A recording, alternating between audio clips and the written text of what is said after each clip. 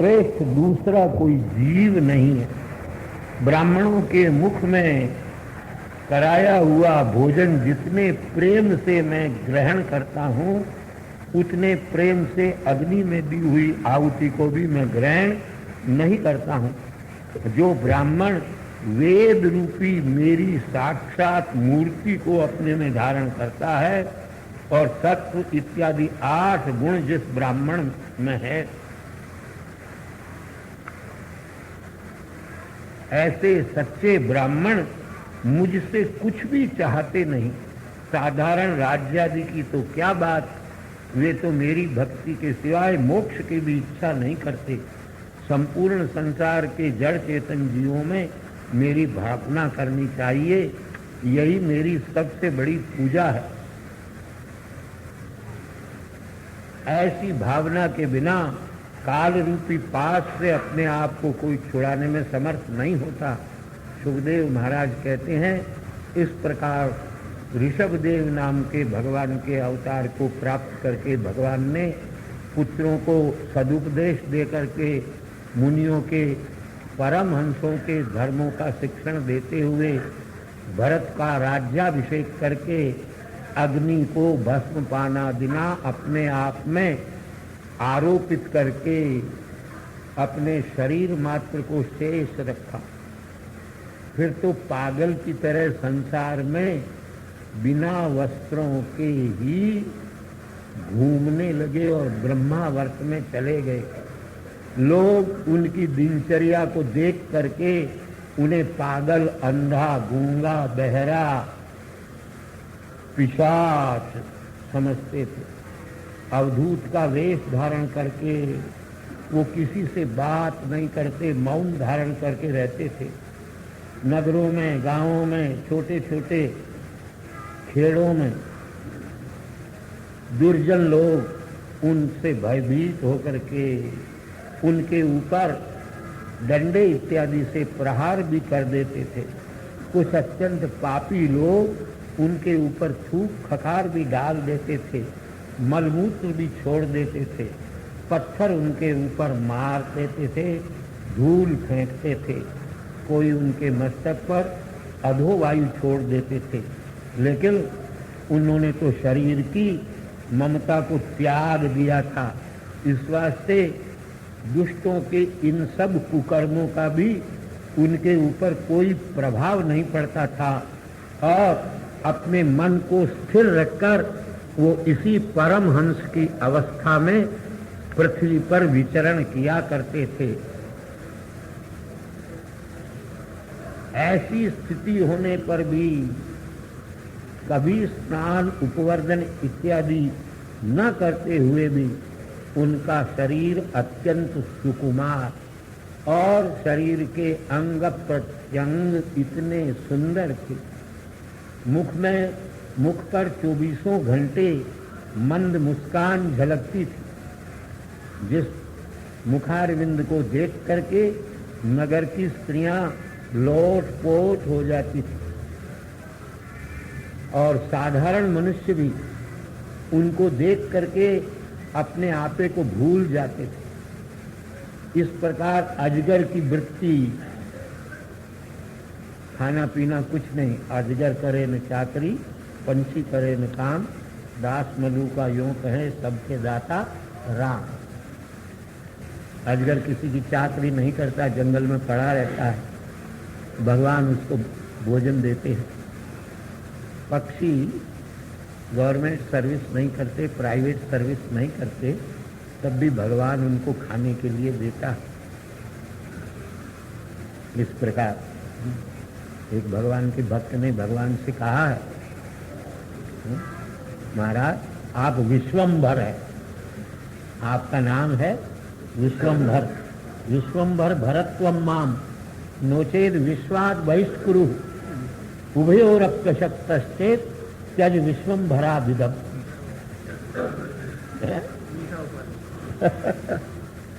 कहते महाराज आप विश्वम्भर है, सारे संसार का भरण पोषण करने का आपने ठेका लिया हुआ है, तो मेरा भी भरण पोषण करो। मैं अपने भरण पोषण के लिए कुछ नहीं करूंगा, क्यों आप ठेकेदार हो?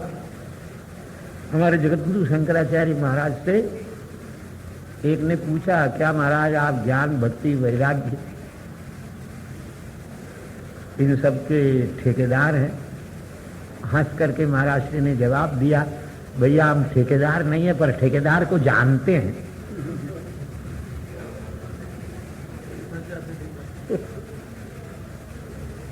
तो भगवान से भगवान का भक्त कहता है, सारे संसार के भरण पोषण का ठेका लिया है आपने, तो मैं कुछ नहीं करूंगा, आप मेरा भी भरण पोषण करो। और मेरा भरण पोषण नहीं करते हो तो मुझे इस विश्व से निकाल दो। निकाल दो का मतलब मेरा मोक्ष करो।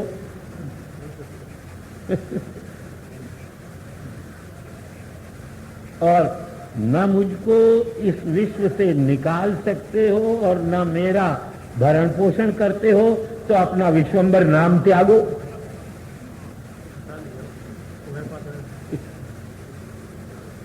ये तो ये भरत जी महाराज इस प्रकार की आजगरी वृत्ति, ऋषभदेव महाराज आजगरी वृत्ति को धारण किए हुए सोए पड़े रहते हैं। कोई ला करके खिलाता है तो खाते हैं, कोई पानी पिलाता है तो पिलाते हैं, मलमूत्र का वेग आता है तो पड़े पड़े कर देते हैं, और उसमें ही लोटपोट भी होते रहते हैं, कोई परवाह नहीं है। लेकिन आजकल के लोग कहे कि हम भी ऐसे ही हैं, तत्वज्ञानी हो गए हैं, ब्रह्मज्ञानी हो गए हैं, इसलिए हम भी ऐसा ही करेंगे। तो यहाँ एक परीक्षा बताइए ऐसे तत्वज्ञानी।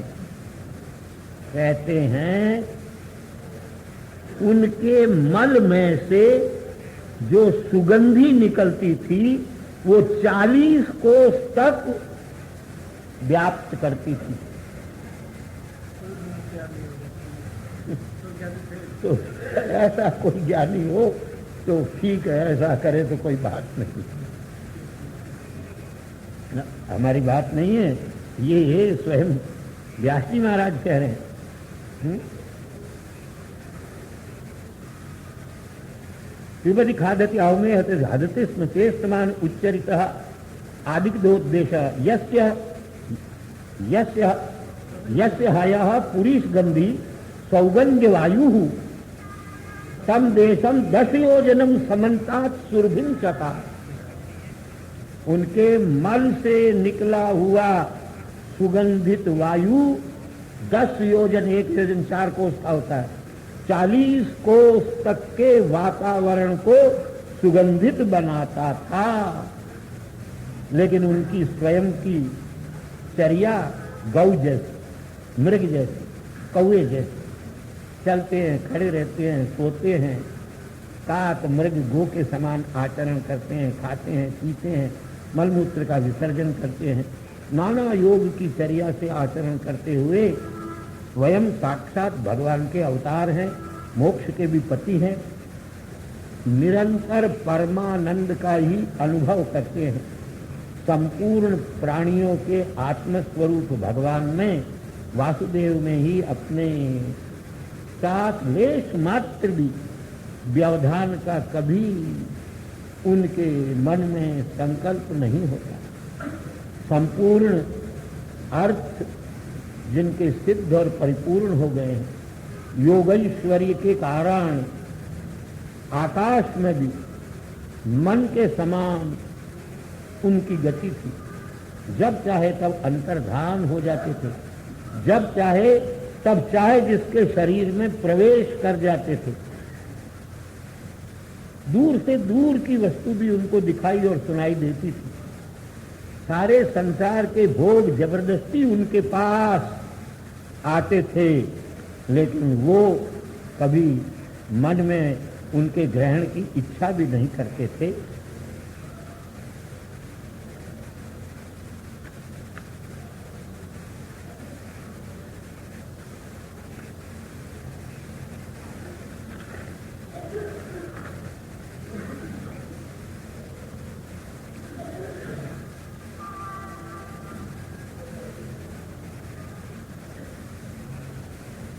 महाराज। सुखदेव महाराज से परीक्षित शंका करके पूछते हैं, शंका भी करनी चाहिए तो ऐसी करनी चाहिए, शंका करना सिखाते हैं हमारे शास्त्र। ये कहते हैं महाराज शास्त्रों का निश्चय है, जो आत्माराम आप्तकाम पूर्ण काम परम निष्काम है, वो अगर भोग भी लें तब भी भोग उनको अपनी ओर फंसाने में समर्थ नहीं हो सकते। फिर ऋषभदेव ने भोगों का परित्याग क्यों किया? भोगना चाहिए था, वो उनको फंसाने की सामर्थ्य तो रखते नहीं। सुखदेव जी महाराज कहते हैं, राजन आपका प्रश्न तो योग्य है, लेकिन ऐसे ज्ञानी लोग इस बात को तो जानते हैं, लेकिन इन भोगों का और इन संसार की माया का उनके मन में विश्वास नहीं होता।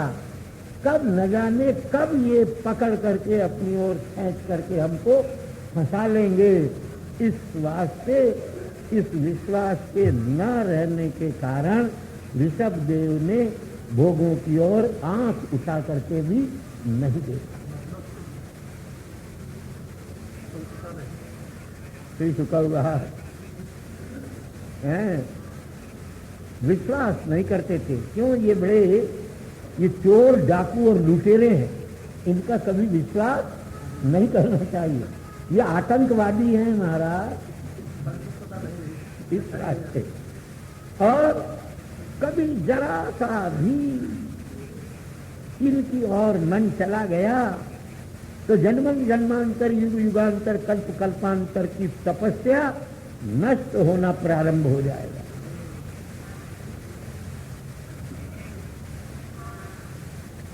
अगर थोड़ा सा भी इनका विश्वास अभी किसी ज्ञानी ने या योगी ने तपस्वी ने कर लिया तो फिर गया सदा के लिए। फिर ये उसको ऐसा पकड़ेंगे कि भ्रष्ट करके ही छोड़ेंगे। जैसे किसी पुंचली के ऊपर कोई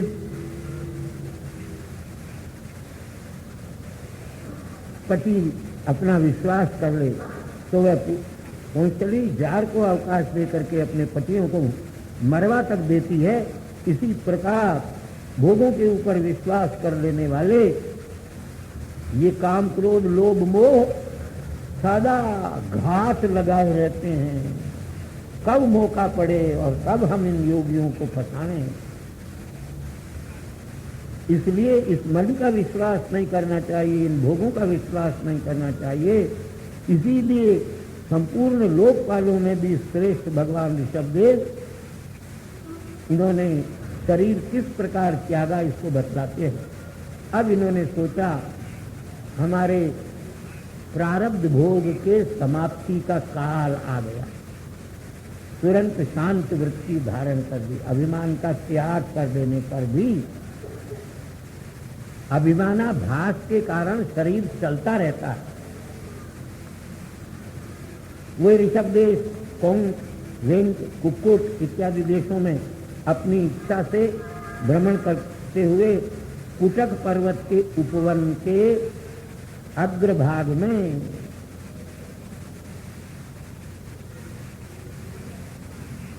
पत्थर के टुकड़े ही खा करके और उन्मत्त की तरह केशों को बखेर करके बिना किसी वस्त्र को धारण किए हुए विचरण करने लगे।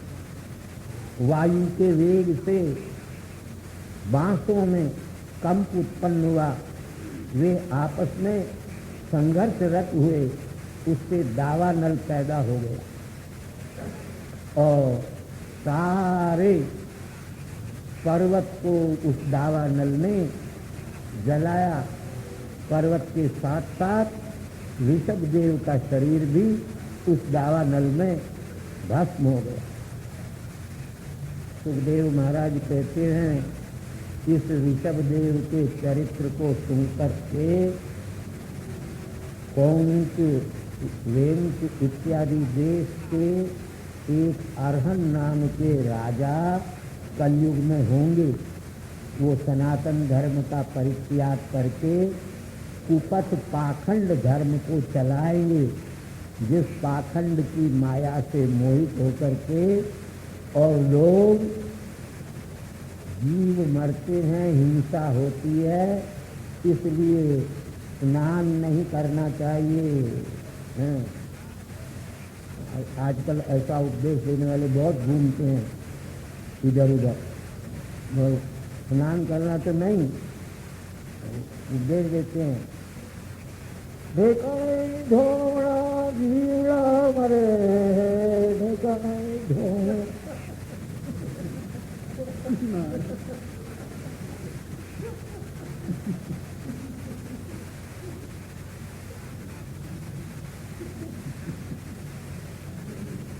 कुछ भी नहीं करते, ये भगवान की माया।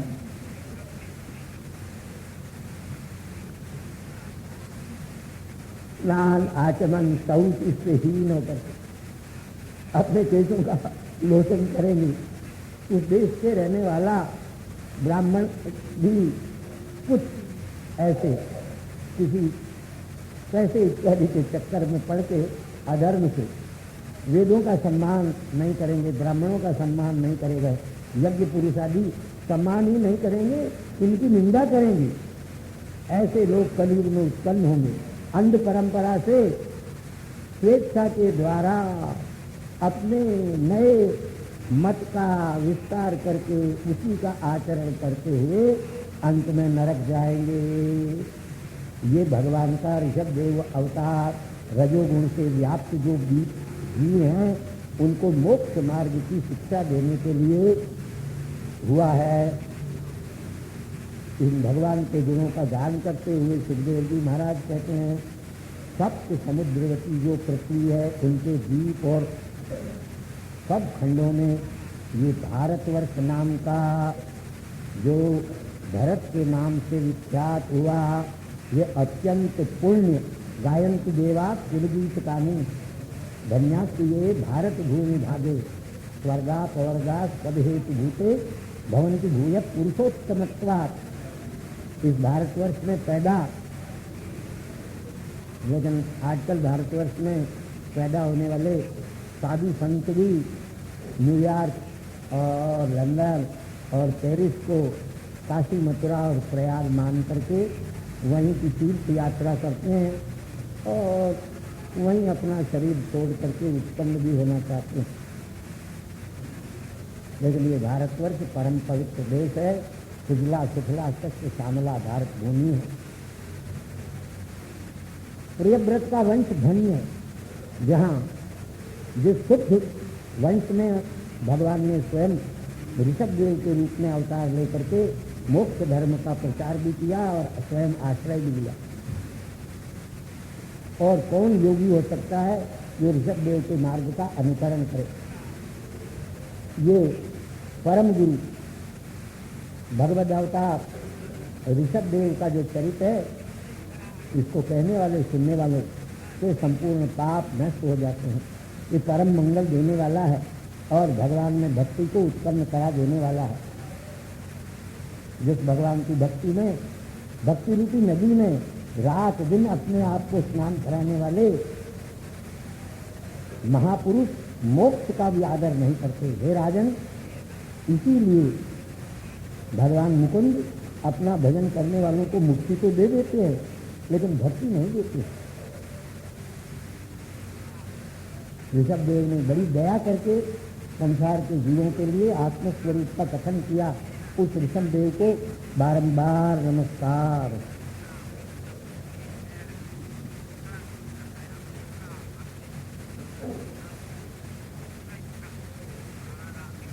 सुखदेव जी महाराज कहते हैं, भरत महाराज भरत परम भागवत थे, भगवान के परम भक्त थे।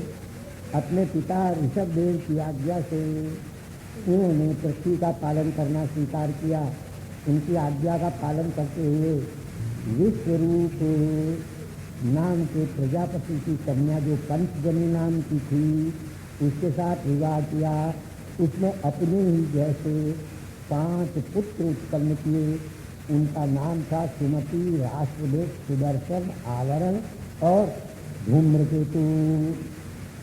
जिस भरत के नाम से पहले जिस देश का नाम अजनाब खंड था, भारतवर्ष भरत खंड पड़ गया।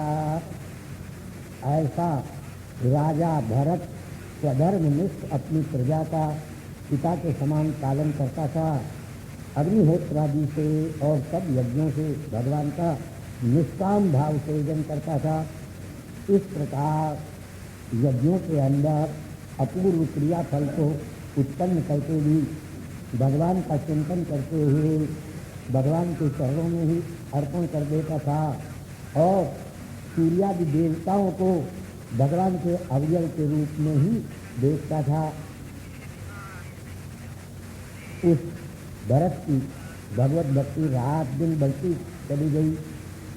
10,000 वर्ष तक उसने राज को भोगा और फिर अपने पुत्रों को राज्य और धन का विभाग करके स्वयं सारी संपत्ति का परित्याग करके अपने महल को छोड़ करके पुलह का आश्रम जो हरित क्षेत्र है उसमें गमन कर दिया। आज भी वहाँ भगवान अपने भक्तों को सान्निध्य दिया करते हैं।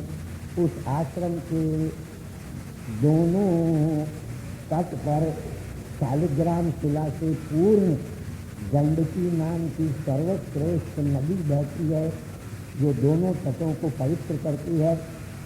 उसके आसपास आश्रम में अनेक प्रकार के पुष्प लता तुलसी जल कंदमूल फल इनसे भगवान की पूजा करते हुए परम वैराग्य को प्राप्त हो गया। पूजा और भक्ति के रोग से अपने हृदय को शिथिल करके परमानंद में मग्न होकर के भगवान के प्रेम से परिपूरित अपने नेत्रों के जल का प्रवाह करते हुए भगवान की भक्ति में ऐसे लीन हो जाते थे कि पूजा भी भूल जाते थे।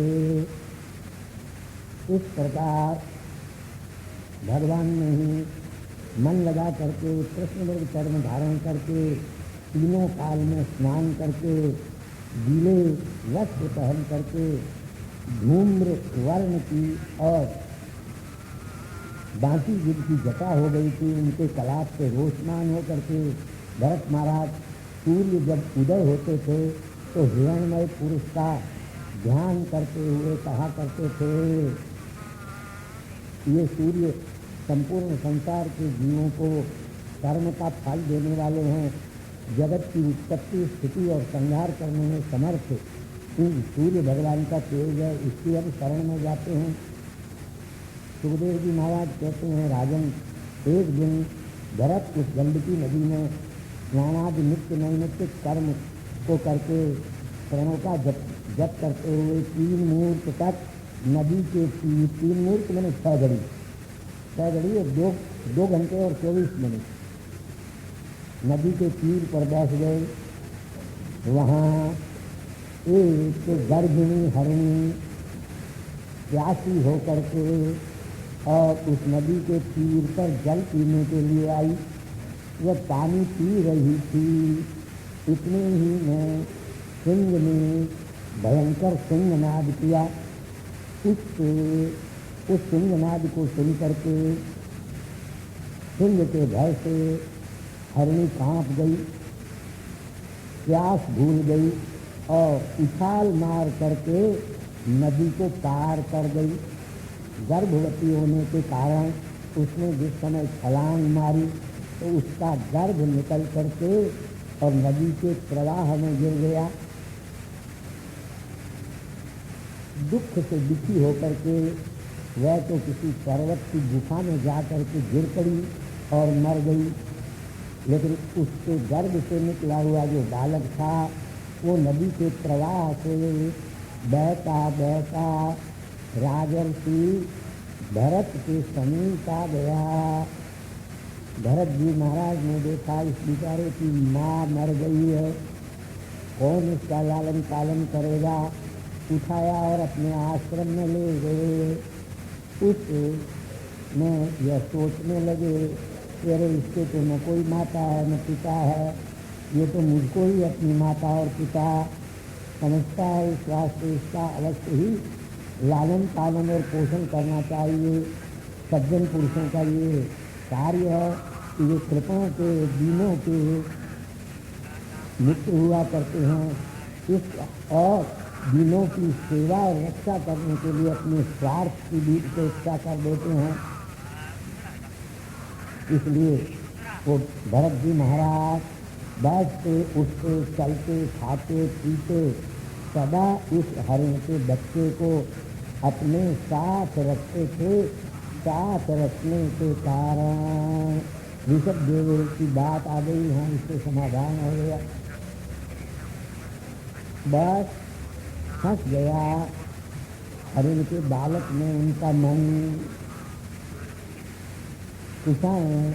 उस समय ये सब लाने की इच्छा से जब भरत जी महाराज जंगल के अंदर जाते तो सोचते, अरे इस हरिण बालक को मेरे आश्रम में कोई भेड़िया न खा जाए, सिंह में खा जाए, इसलिए अब इसको छोड़ करके नहीं अपने साथ ही जंगल में भी इसको ले जाते थे।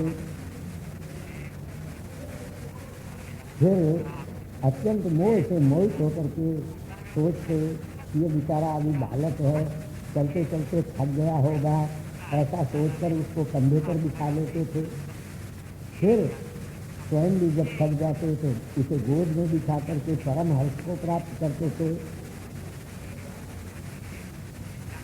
स्वयं अपने संध्या वंदन गायत्री जप इत्यादि करते करते भी उसके प्रेम में इतने आसक्त हो गए कि अपने उन चारों कामों को भी छोड़ करके उठा करके उसे अपनी गोद में ले लेते और उसको कहते बेटे तुम्हारा कल्याण हो, इस प्रकार उसे आशीर्वाद देते। उसमें इतने आसक्त हो गए।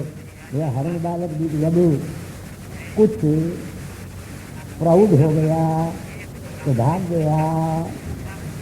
हरिण के वियोग से उनके हृदय को अत्यंत संताप हो गया, हृदय उनका विह्वल हो गया और मोहित होकर के कहने लगे, ओहो ये हरिण का बालक तो बेचारा सज्जन था, मेरा कोई न कोई अपराध हुआ होगा, इसीलिए मुझे छोड़ करके और चला गया। जरूर कृपा करके और आ जाएगा।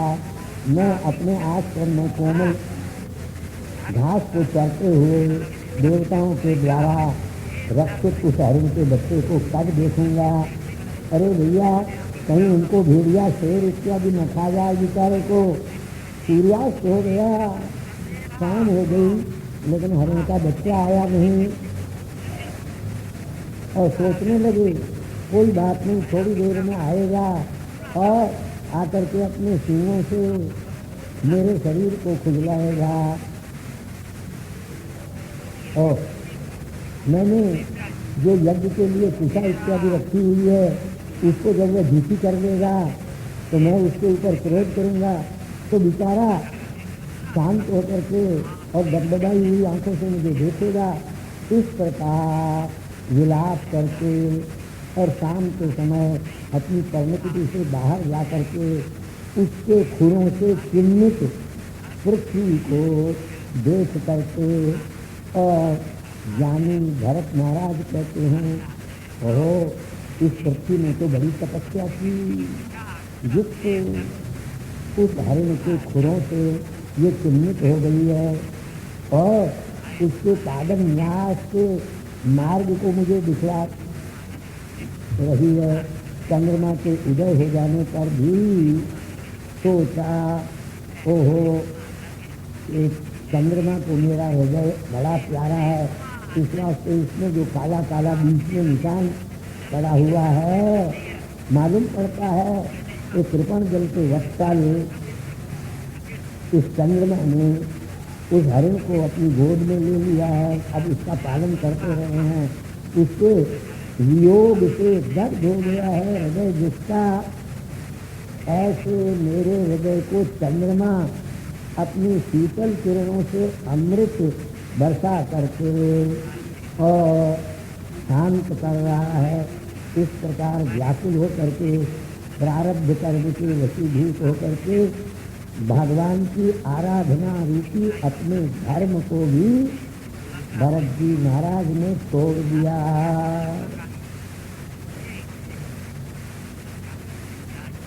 पालन पोषण में ऐसे लगे कि अपनी भी चिंता नहीं करते गए।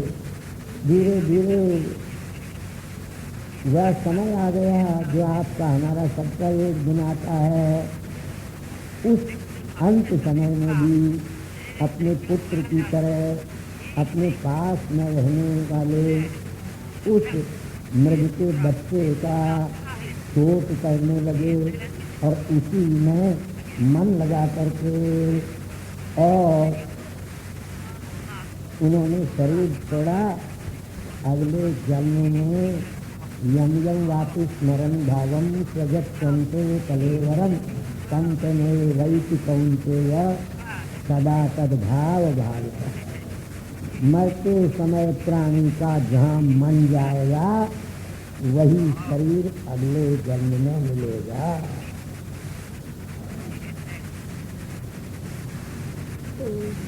मृग का शरीर प्राप्त हो गया, लेकिन भगवान की आराधना की थी, इसलिए पूर्व जन्म की स्मृति मृग के शरीर में भी बनी है।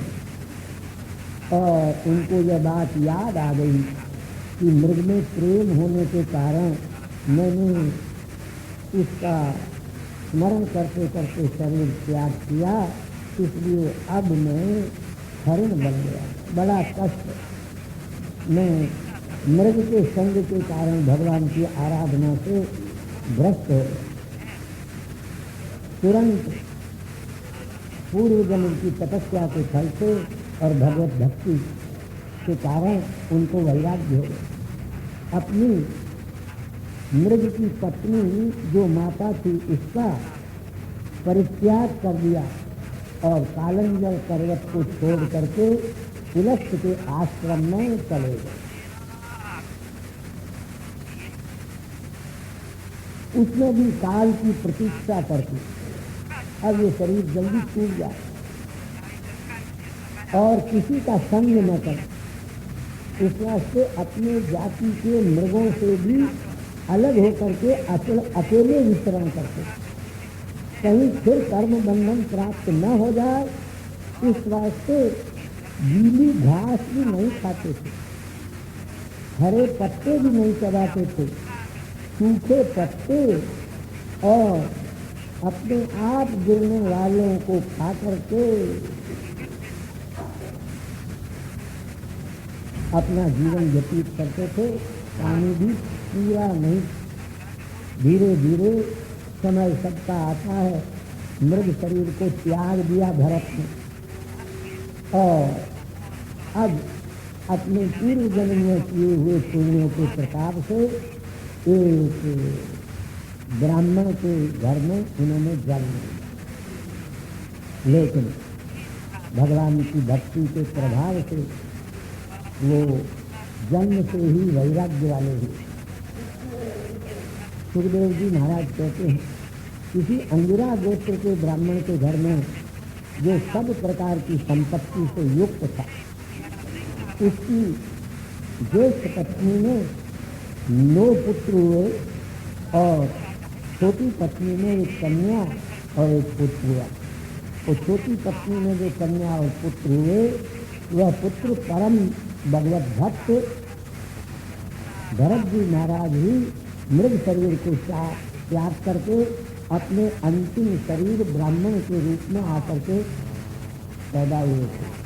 पिता ब्राह्मण ने उपनयनादि संस्कार उनको कर दिए और संध्यावंदन, शौच, आचमन इत्यादि के नियमों का उनको अध्ययन कराया।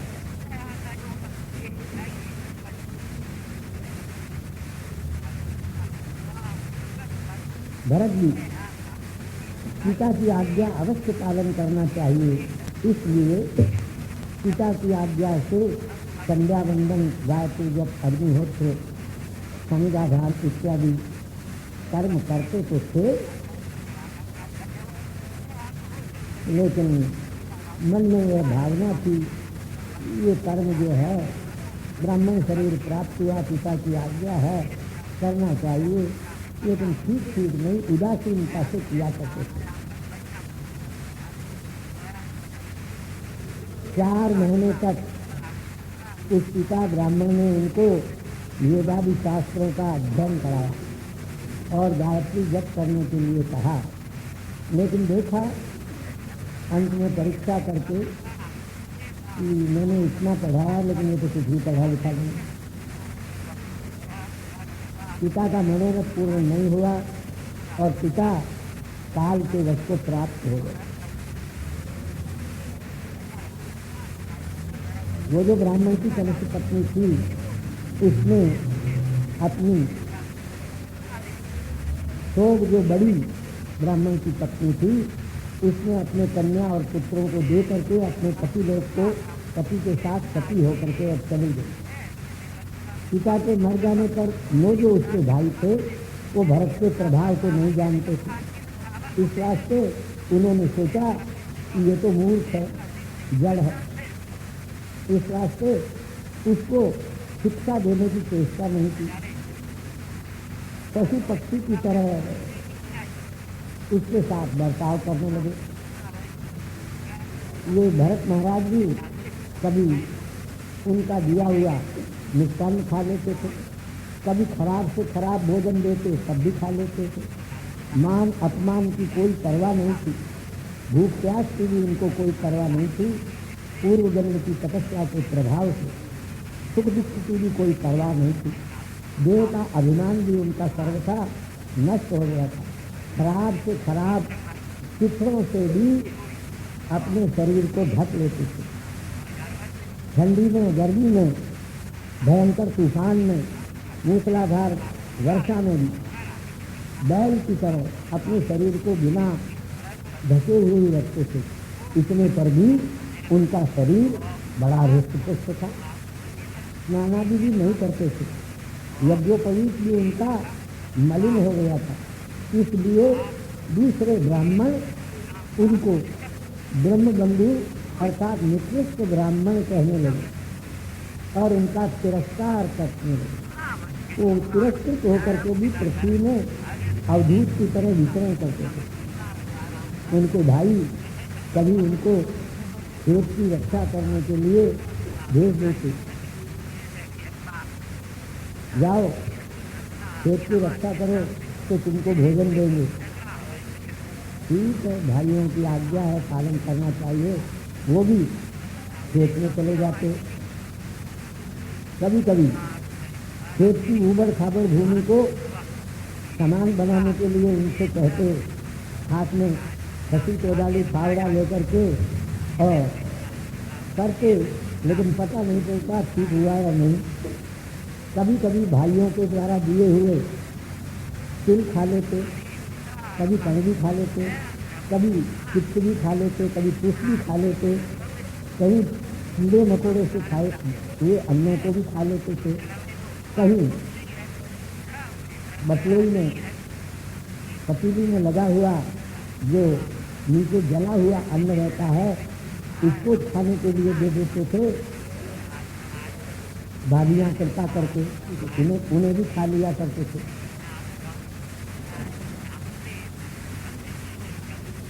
एक समय ऐसा आया उनके जंगल में विचरण करते करते कि डाकुओं के राजा ने मन में सोचा कि भगवती महाकाली को नर बलि देना चाहिए। बलिदान के समय में जिस पशु को पकड़ करके उसके नौकर लाए थे वो पशु भाग गया। उसको खोजते खोजते उस दक्षराज के जो दूत थे वो आधी रात्रि के समय जड़ भरत को उन्होंने खेत में काम करते हुए देखा। उसी को पशु मान करके ये बड़ा अच्छा पशु है, चलो रस्सी से बांधा और भगवती दुर्गा के मंदिर में ले गए। चोरों ने अपने तामसिक विधि विधान के द्वारा भरत जी महाराज को स्नान कराया, उत्तम वस्त्र आभूषण चंदन का लेप तिलक इत्यादि लगाया बड़ा उत्तमोत्तम भोजन भी कराया और उस पुरुष को ही पशु मान करके नर बलि देने के लिए महापूजा से भगवती की पूजा की, भद्रकाली की खूब आगे गाजे ढोल धमाके और मदन बताए और उसको दिखा दिया। फिर उस दस्युराज ने पुरुष पशु के रक्त से भद्रकाली का यजन करने के लिए हाथ में पीठ में खड्ग लिया, उनका मस्तक काटने के लिए। उन दुष्टों के चारों अभिप्राय साक्षात भगवती महामाया ने जान ली और ये तो साक्षात ब्रह्मस्वरूप ब्राह्मण का बालक है, इसका यह वध करेंगे तो त्रिलों की कहाँ पूछेगी। इस वास्ते भगवती उस प्रतिमा में से स्वयं प्रकट हो, क्रोध लाल लाल आंखें और भयानक अपना मुख बनाया और उस दुष्ट के हाथ में से खड्ग छीन लिया और बड़ा भारी सिंहनाद करके उन पापियों के संपूर्ण चोरों के बीच में देखते उस दस्युराज का भी सिर काटा और सारे उन चोरों के भी सिर काट दिया और काट करके उनके गर्मा गर्म रक्त से अपने आप को भी पी करके और तृप्त किया और अपने पार्षदों को भी उन रक्तों का पान कराया और उनके सिर को हाथ में लेकर के गेंद की तरह उछाल करके खेलने लगे और नृत्य करने लगे भगवती और भगवती के पास तक। राजा परीक्षित के सुखदेव जी महाराज कहते हैं, राजन महापुरुषों का कोई अपराध करे तो उस अपराध का फल करने वाले को ही मिलता है। जो भगवान के चरणारविंदों का आश्रय लेते हैं उनको संसार में कौन मार सकता है। जाको राखे सानिया मार सके ना कोई, बालन बांका कर सके जो जग बैरी हो।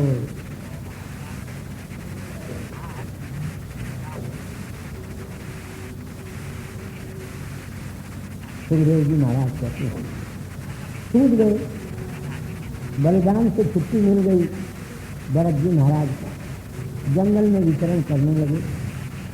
उसी समय दैव की इच्छा से सिंधु और सौवीर देश के राजा